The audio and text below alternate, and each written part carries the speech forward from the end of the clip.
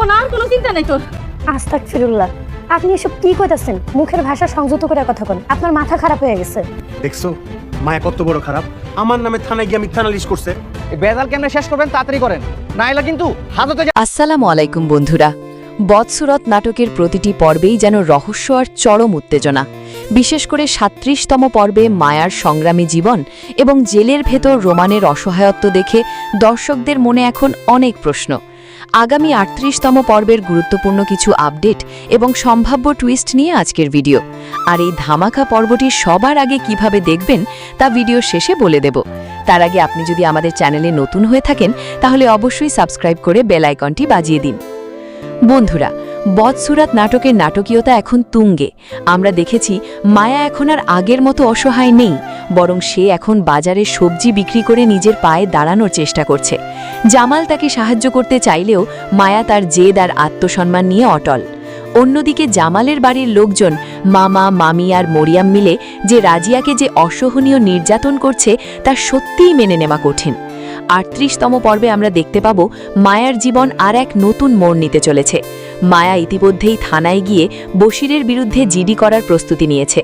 জামাল যখন থানায় মায়াকে দেখতে পায় তখন সে অবাক হয়ে যায়। আগামী পর্বে দেখা যাবে মায়ার এই সাহসী পদক্ষেপ বশির আর তার সহযোগীদের জন্য কাল হয়ে দাঁড়াবে।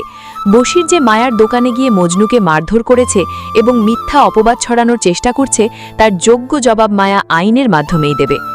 ৩৮তম পর্বের সবচেয়ে বড় ধামাকা হতে পারে রোমানের মুক্তি নিয়ে নতুন ষড়যন্ত্র।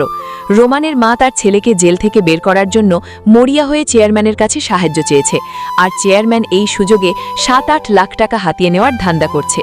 জামাল যখন জানতে পারবে যে তার মা তার অগোচরে চেয়ারম্যানের সাথে হাত মিলিয়ে রোমানকে ছাড়ানোর চেষ্টা করছে, তখন বাড়িতে এক বিশাল তুলকালাম শুরু হবে। জামাল কি পারবে তার মাকে এই প্রতারণার হাত থেকে বাঁচাতে? ৩৮তম পর্বে হয়তো মায়া এমন কোনো প্রমাণ সামনে আনবে যা শুনে বদরুল স্তব্ধ হয়ে যাবে।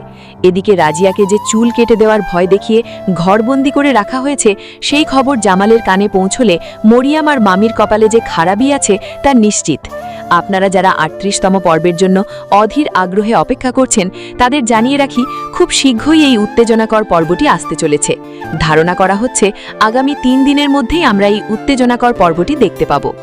বন্ধুরা, আপনাদের কি মনে হয় মায়া কি পারবে বশিরকে আইনের হাতে সোপর্দ করতে? আর জামাল কি শেষ পর্যন্ত মরিয়ামের ত্যাগ বুঝতে পারবে? আপনাদের মূল্যবান মতামত অবশ্যই কমেন্ট বক্সে জানান। নাটকের সব লেটেস্ট আপডেট সবার আগে পেতে আমাদের সাথেই থাকুন। ধন্যবাদ।